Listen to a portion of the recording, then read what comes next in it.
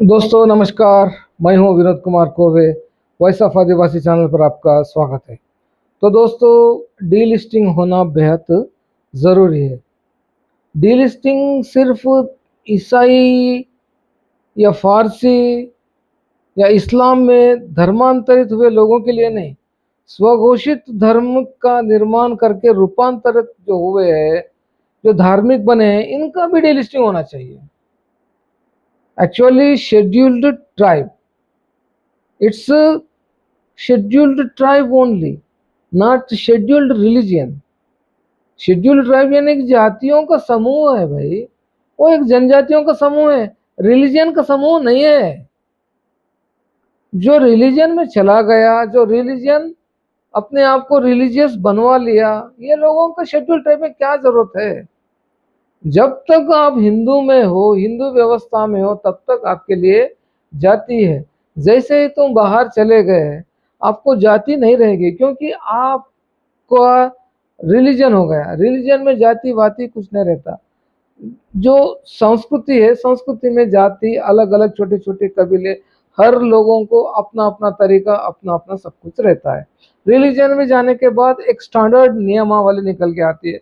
सभी ऐसा ही रहना है, सभी लोग मिलकर रहना है, ईश्वर के सामने सभी है, सभी लोगों के बीच सामान्यता रहती है। कोई ऊंचा नहीं, कोई नीचा नहीं, कोई ये नहीं, कोई नहीं, सबके बीच में वैवाहिक संबंध होते हैं। ये सारी चीजें धर्म में रहती है। तो तुम्हारे धर्म में भी वही रहेगा ना। ये जाति फाति, जात पात, ऊंचा नीचा, वर्ण विर्ण, ये सारे हिंदू में है।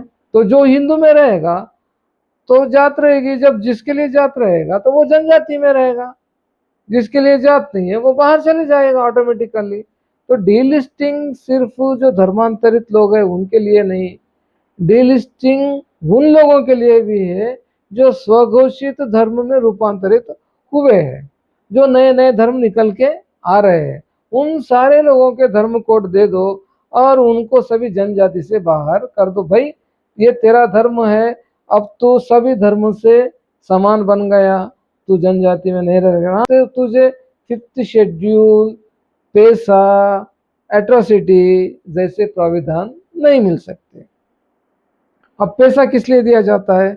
पैसा इसलिए दिया जाता है कि भाई तू पिछड़ा है, तू ऑर्थोडॉक्स फेथ वाला है, तू तेरी जो रूढ़िगत परंपरागत अनुकरण शैली को तू अनुसर कर, और तू आराम से अपने अपने क्षेत्र में स्वशासन करके तू जी ले।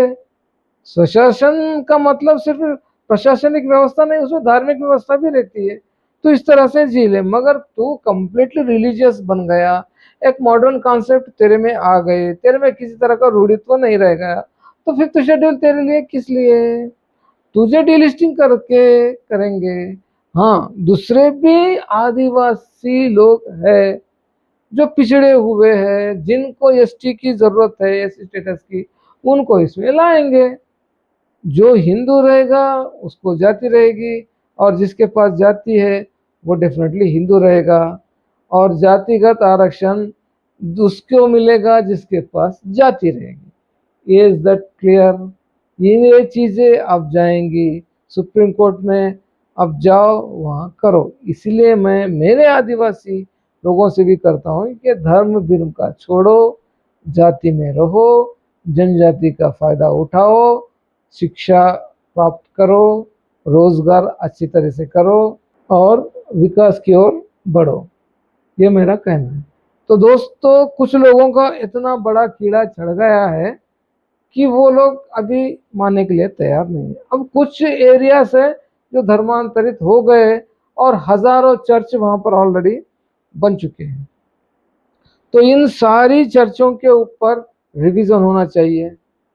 ये कैसे आई, क्या आई, किसने दिया है, और जहाँ पर रूढ़ी परंपरा बची नहीं, जहाँ पर किस तरह का कुछ है नहीं, जहाँ पर यानी कि जेन्यून ट्राइबल कोई है नहीं, उस एरिया को खामा खाम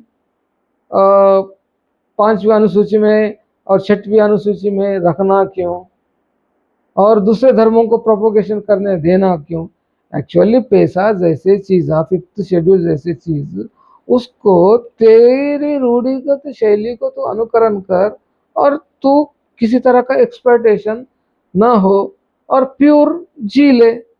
जब तू एक्सप्लॉइट हो गया और धार्मिक बन ही गया तो फिर अब तुझको क्रिश्चियनिटी को वहाँ प्रोपोगेट करने के लिए थोड़ी दिए है फिफ्थ पैसा थोड़ी दिए हैं उनको ये करने के लिए। तो मेरा कहने का मतलब यही है कि डीलिस्टिंग सिर्फ धर्मांतरित लोगों को नहीं, स्वघोषित धर्मांतरण में रूपांतरित होने वाले को भी डीलिस्टिंग करनी चाहिए और उनको बाहर का रास्ता दिखाना चाहिए। इसीलिए हिंदू जनजाति समाज एकत्रित होना जरूरी है और बाहरी हिंदू समाज भी एकत्रित जरूरी है।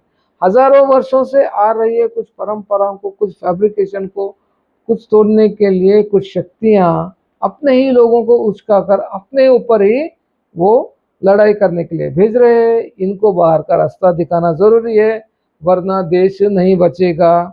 इसके लिए सोचते बैठेंगे, उसके लिए सोचते बैठेंगे तो ये गलत हो जाएगा।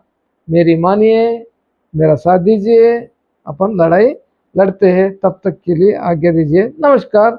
मैं आपके लिए अपडेट वीडियोस लाता जाऊंगा और आपका सहयोग मुझे चाहिए। क्या है क्या नहीं है, मैं सही हूँ गलत हूँ, आप मुझे कमेंट कर सकते हैं। नमस्कार।